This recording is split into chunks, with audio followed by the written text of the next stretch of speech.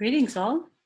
What an interesting conversation about ethical dilemmas, particularly when agency policy and client interest conflicts. You gave great examples of these kinds of dilemmas. As Susanna points out, I wouldn't want to violate a person on parole and send them back to prison if I caught them with a beer or drugs. But it would be something I would have to consider if they are presenting harm to the integrity of the whole facility. That would be a very hard judgment call to make. As Tasha points out, disability services at College of the Redwoods have a policy in which a referral to an in-house team actually inflicts a stigma on the student, labeling that student as, quote, an issue for the college. And Tasha points out it may be more useful in that case to refer the student to resources in the community. Jamie discusses the domestic violence shelter example in which the agency decided to change their policy of requiring clients to participate in certain activities in order to continue to receive services. Althea points out the potential problem here, because how will clients progress without that structure? And as Jamie points out also, if a person has for a long time experienced being controlled by other people, sometimes they're at a loss when that external structure and control is not there. It's a very complex issue. Diane presents an example in which another worker is being unethical. For example, the child welfare worker who is not requiring that the children have car seats. Samantha points out the example of recovering addicts who are socializing outside of a treatment group when at the same time they are being encouraged not to spend time in the company of people who might facilitate their using again. Angie discusses the problem of working in the agency in which, as you say, the management is taking an unfair share of the money that's allotted to the boys.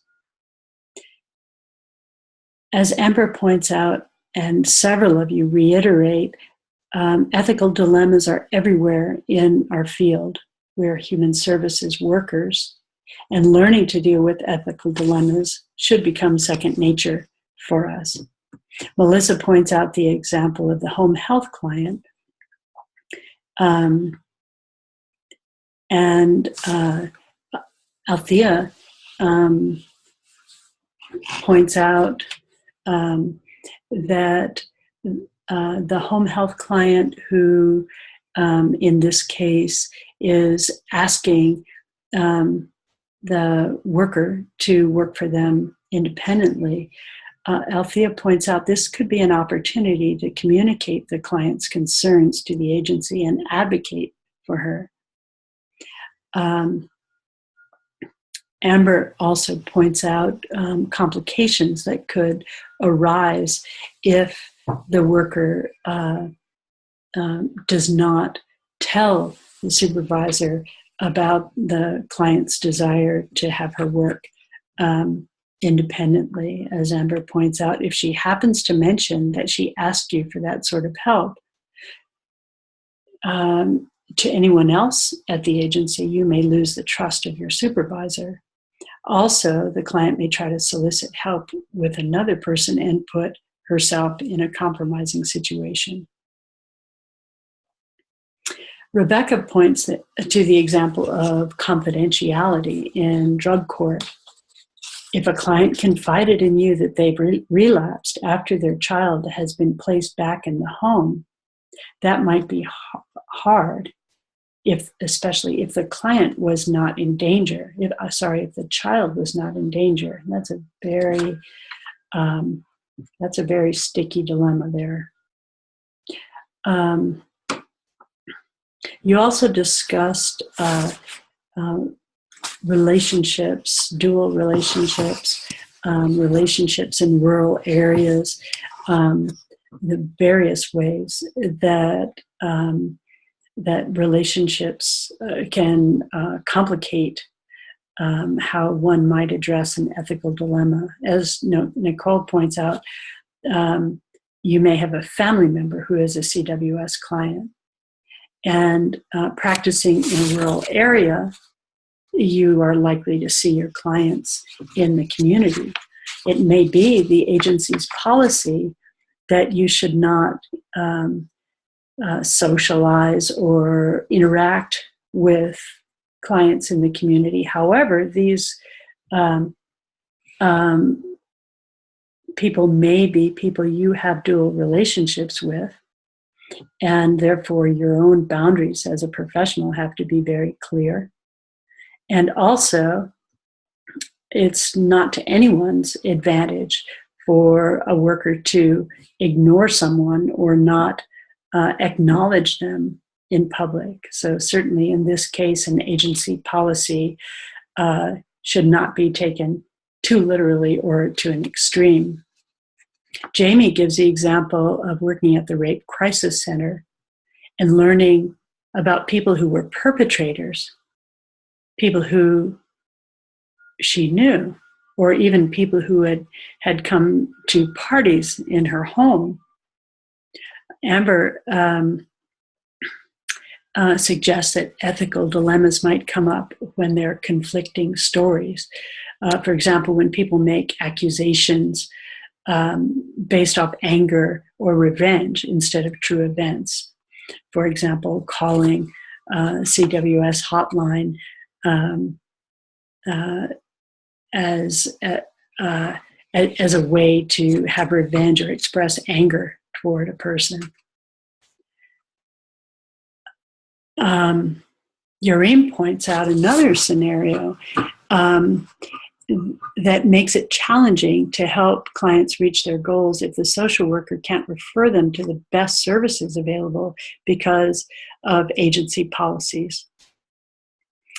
I was delighted to see that you had general consensus about the importance of supervision.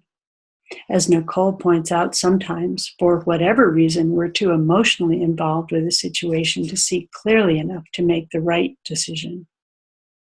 Of course, as Angie points out, getting adequate supervision is complicated when the supervisor themselves is behaving in an unethical manner. Or as Nicole points out, when the supervisor is asking you to do things that are beyond your scope of practice, for example, handing out medication. Or as Amber points out, a supervisor handing her confidential student case files on day one. Overall, as Nicole points out, we will, over time, get more attuned to how to handle all sorts of situations with people that can arise. And that is very true. The best asset you have is mileage on your tires. The more you navigate through these kinds of dilemmas, the better honed your instincts and judgment calls will be. And And supervision is critically important. And all is not lost if you, for whatever reason, are unable in a particular situation to get adequate supervision from one person. You can seek it from another person. And peer consultation and supervision is extremely useful, which is one of many reasons that I'm delighted that you have created such a strong cohort. And I encourage you to be supportive of each other beyond school into the future. Stay connected. And this will be very helpful to you in your work. And NICE reminds us that it's very important to be flexible, and being arbitrary or obeying the letter of the law, so to speak, is not always to your client's advantage. And that is the punchline. Your client always comes first. How are you meeting your client's needs? And sometimes you have to be very creative in making sure that your client's needs are met. So I think that this conversation is very important foundation for everyone, and it's a conversation that never ends. Well done.